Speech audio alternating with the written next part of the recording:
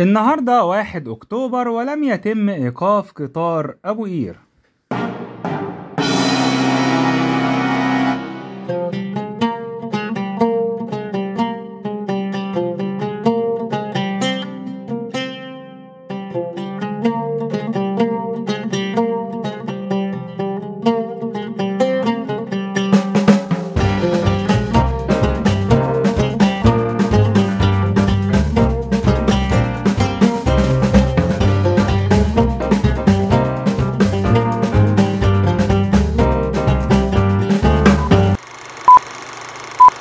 من وقت ما بدأ الكلام عن مشروع مترو أبو قير، وخصوصا من بعد ما دخل الكلام في الجد وبدأ المشروع بالفعل في حيز التنفيذ وبخطوات جدية نحو تنفيذه، وكتر الكلام عن إيقاف قطار أبو قير، وبقت الناس بتتمنى إيقاف القطار وكأن ما بينها وبينه طار، يمكن علشان المستوى المتدني اللي وصلت ليه حالة القطار، سواء على مستوى الصوت العالي أو الزحام أو قلة الصيانة أو غيره، ويمكن كمان اعتبار إيقاف قطار أبو قير إذانا بانتهاء عهده وبداية عهد المترو الجديد. أنا أخوكم مراد محمود، ودي قناتكم تركاية وحكاية، ولو حابين تتابعوا كل ما هو جديد في محافظة اسكندرية يا ريت دلوقتي تشرفونا بالاشتراك في القناة وتفعيل زر الجرس على الكل علشان يجيلكم إشعار بكل الحلقات والمتابعات الجديدة. مش هطول على حضراتكم كتير، النهاردة ضمن جلسة المشروعات القومية والبنية التحتية ضمن فعاليات اليوم الثاني من مؤتمر حكاية وطن، السيد الفريق كامل الوزير وزير النقل بيوضح قدام السيد الرئيس عبد الفتاح السيسي إنه بيتم تعظيم وسائل النقل الجماعي، خصوصا اللي بتسير بالطاقة النظيفة، من خلال إنشاء محطات تبادلية وتكامل بين الشبكات والخطوط والوسائل المختلفة،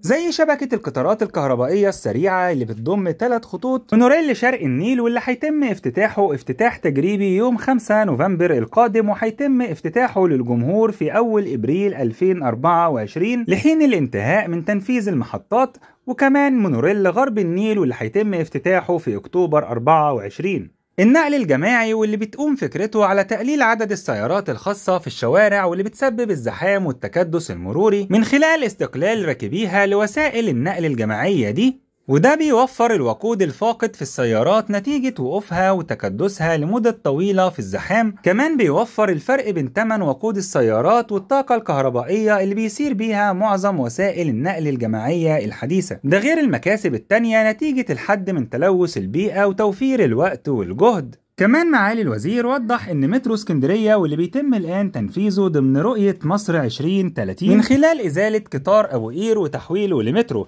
على مسافة حوالي 43 كيلومتر في مراحله الثلاثة، المرحلة الأولى 21.7 كيلومتر، وإن مترو اسكندرية هيخدم من 2 ل 2.5 مليون مواطن يومياً. أما بقى عن عدم إيقاف قطار أبو قير اليوم، فده لعدم وجود قرار بإيقافه، وبشوف إن إيقافه أصلا مش هيفرق كتير، وخصوصا وإن المعدات بدأت الشغل في أكتر من مكان. تابعنا مع حضراتكم أعمال هدم شركة النحاس بمنطقة وينجت على محور المحمودية، وده لتحويلها لورشة المترو ومحطة لتوليد الجهد العالي الكهرباء اللازمة لتسييره. كمان انتشار المعدات والمهندسين الآن زي ما واضح قدام حضراتكم في الصورة بالقرب من محطة أبو قير وبعد محطة الحضرة وعند مستشفى الطلبة بسبورتنج، وده لأعمال مجسات التربة وأعمال فنية خاصة ببداية الإنشاء، وخصوصا إن المترو هيسير لمسافة كبيرة على كوبري علوي، الأمر اللي بيتطلب إنشاء الكوبري نفسه وإنشاء عواميده وما يسبق تنفيذ العواميد من أعمال خاصة بالتربة وتجهيزها، وده اللي بيتم دلوقتي. على العموم تأخير إيقاف قطار أبو قير لحد ما يكون في داعي لإيقافه، زي إنه مثلا يعيق أعمال تنفيذ المترو الجديد، بيكون أحد الحلول للاستفادة القصوى من القطار قبل إيقافه. لو الحلقة عجبت حضراتكم وحابين تتابعوا كل ما هو جديد في محافظة اسكندرية من مشاريعها وتاريخها وأخبارها، ياريت دلوقتي تشرفوني بالاشتراك في القناة وتفعيل زر الجرس على الكل علشان يجيلكم إشعار بكل الحلقات والمتابعات والأخبار الجديدة. وياريت زي ما تعودنا لايك للحلقة وتقولولي في التعليقات حضراتكم كنتوا اللايك رقم كام علشان نعرف بعض. أنا أخوكم مراد محمود، وشكرا لكم.